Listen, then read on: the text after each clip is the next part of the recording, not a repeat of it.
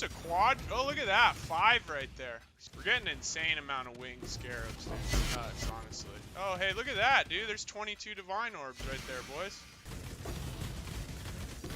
Scarab. I should go grab a mage blood for this strat. Oh, wow. Hey, there we go.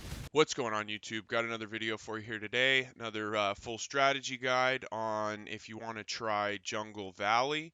I must say the map can be absolutely insane. Like it definitely has the potential to be the best map in the game.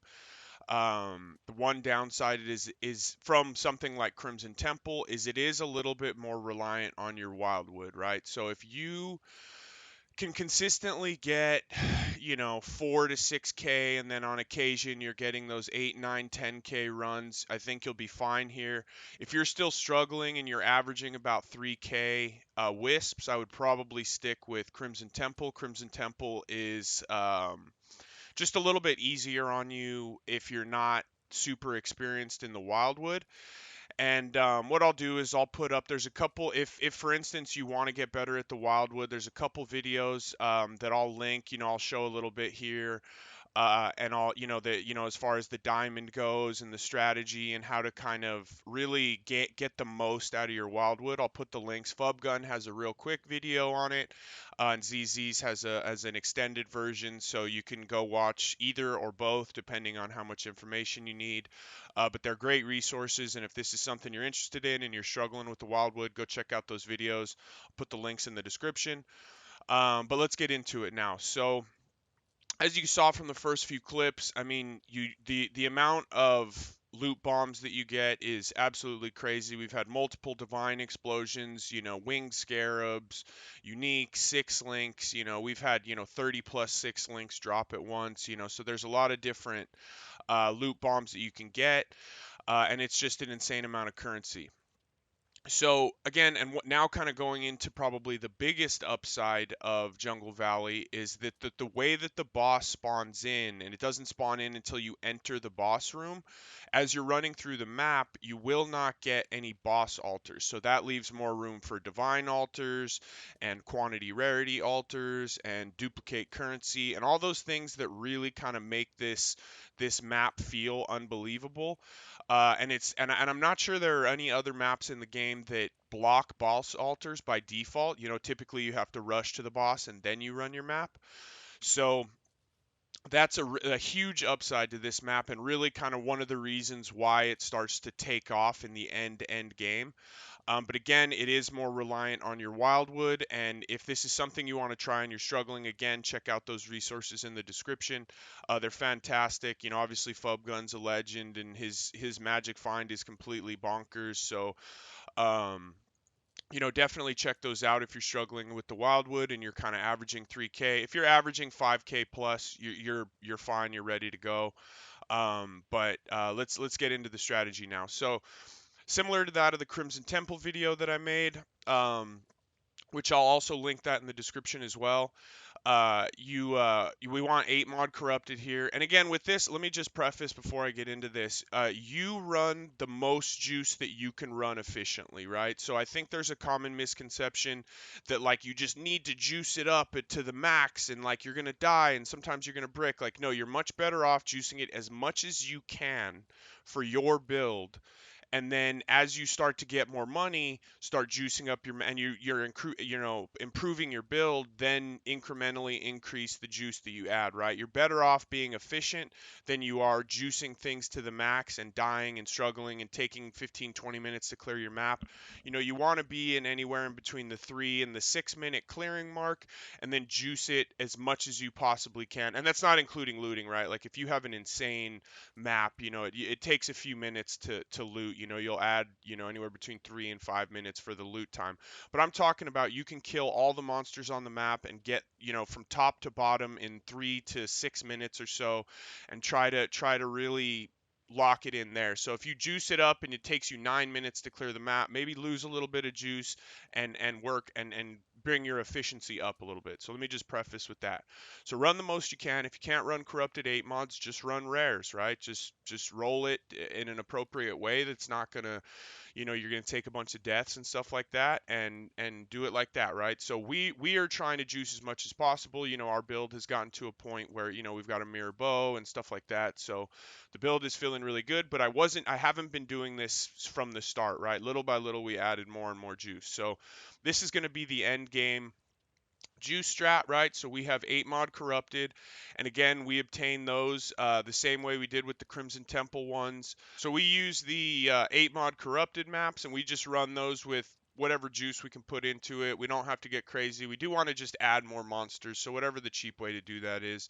And then we use a cartography scarab to drop our 8 mods. And, again, similar to the Crimson Temple, we'll just run 4 of them, and then we get a pretty good pile of 8 mods. And then, we run those, and then we just kind of rotate in one of those 8 mods, every whatever, 15, 16 maps, whatever it is, 20 maps. So that's how we get our maps. You can roll them yourself, or do whatever you prefer, but that's how we've been obtaining them.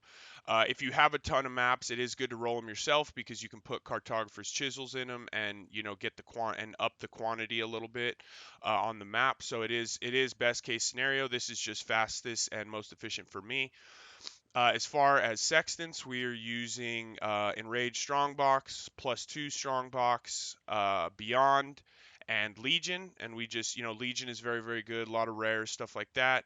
Abyss really is nice with this strategy as well. If you're still on the Abyss strat, you could swap out Legion, or you would swap out Strongbox for Abyss. And then, you could add like an Abyss Sextant, and then, a Mirror of Delirium or something like that. In place of the 2 strong boxes. You do not want to run strong boxes with Abyss.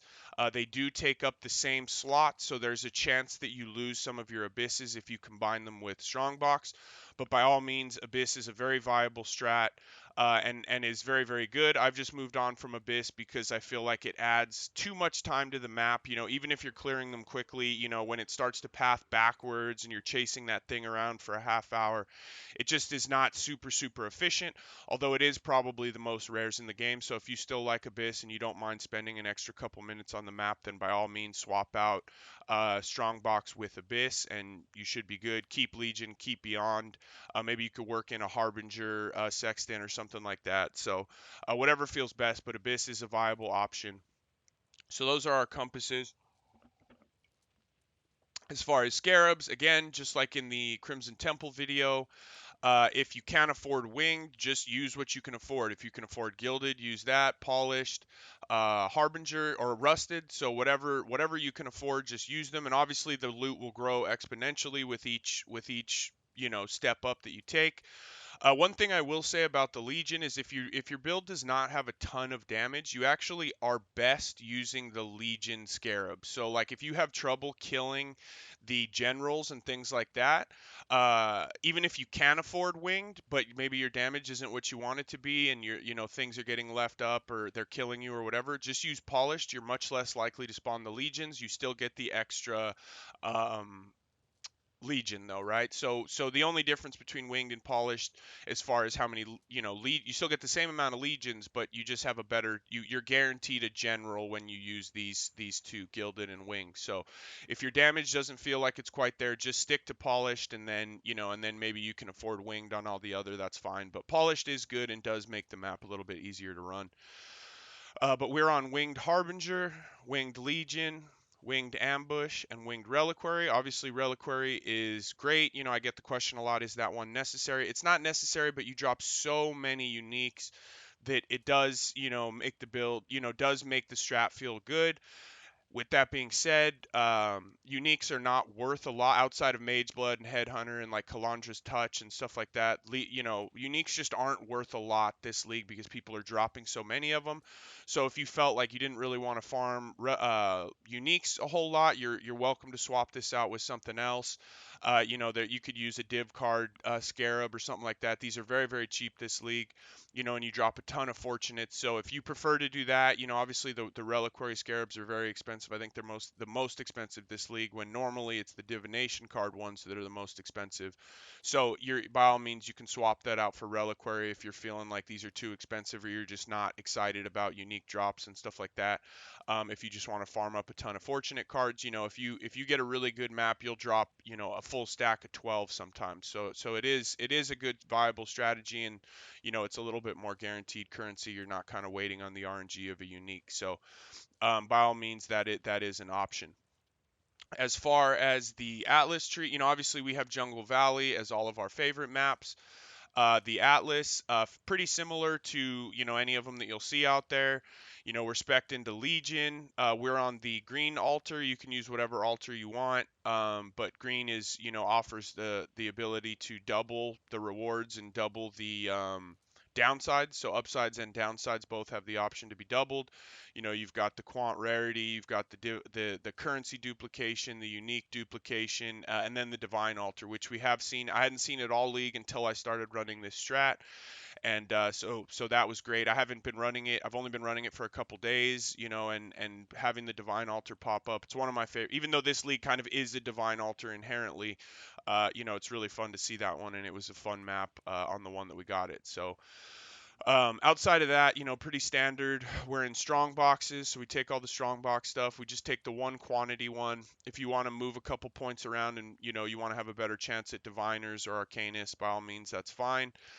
We take all the beyond stuff. We take the top little carrot up here, which is massive. It increases the effective modifiers on your map by 4% for each one. All the quantity, rarity. Still on wandering path. Again, in the past, for some of my other videos, I haven't always been a huge fan of wandering path, but I think this league, it's undeniable that it's the best one. So we do continue to use that. And then as far as we just have chance to, for delirium mirror, so we take all those types of nodes. Ritual, obviously ritual is very, very powerful this league, so we just spec into chance to get them as much as we possibly can. We've got them slotted into all of these. And then for our, Legion, all that kind of stuff. So we have chance for Legion, all that. And then our last, kind of extra points that you can move elsewhere if you want are we spec into Breach. I also tried specking into Blight, which Blight is very, very good, and the loot is insane. But some of those monsters get pretty difficult, and it gets a little rippy. So that's kind of up to you. But I will say that, taking these points here instead of the Breach is a viable option if you want to practice, or if you want to do Blight, or again, if you're working on, you kind of want to work in some of the league challenges while you're doing your mapping, because there is a Blight one. That's the reason why I was doing it, and then it just turned out it was really, really good. So that is an option as well if you want to lose the Breach and work into Blight. Blight feels really nice. So that's it for the Atlas tree. Fairly simple, nothing crazy here. I'm sure you've seen a lot of trees like this. We put a couple into Harbinger because we are running the Scarab, but you do have also a chance for an additional Legion here, so we like that one. We don't necessarily worry about extra currency shards and stuff like that. But again, if you are, you can spec these breach nodes into the rest of the Harbinger to have a better shot at dropping extra currency shards for those fracturing shards and mirror shards and all that kind of stuff. But we're not super worried about that with this strategy. So we just want more rare monsters, and this seems to be the best way to get those. Again, Abyss, if you want to swap out Legion, you probably have to lose the Breach, but then you could take all your Abyss stuff and continue to do that, which is also really, really nice. It just adds a little bit of time to your map completion. And then as far as the map device, we just use ambush. So this, you don't need 7th gate or anything. This is here just by default. It's pretty cheap. We use so again we use ambush, and then again we've started to add the different master missions onto the number one. We started doing it just to finish the league challenges, but now Alva as well as the beasts are very, very good, and add a bunch of rare monsters, and you get some really nice loot explosions out of the Alva. So by all means, you can add those on. I prefer to use these two. We just use these to get the Atlas or our league challenges done. So between these two, I kind of go back and forth, and I like adding these onto the map. So that's about it. If you guys have any questions, I'll be streaming today. Feel free to pop in, and if you have any questions, I'm happy to answer them. like, subscribe, do all that kind of stuff. I appreciate you guys. You know, the support has been absolutely insane. So, yeah, that's it, guys. If just we'll see you on the stream, and appreciate you. That's all. Peace out.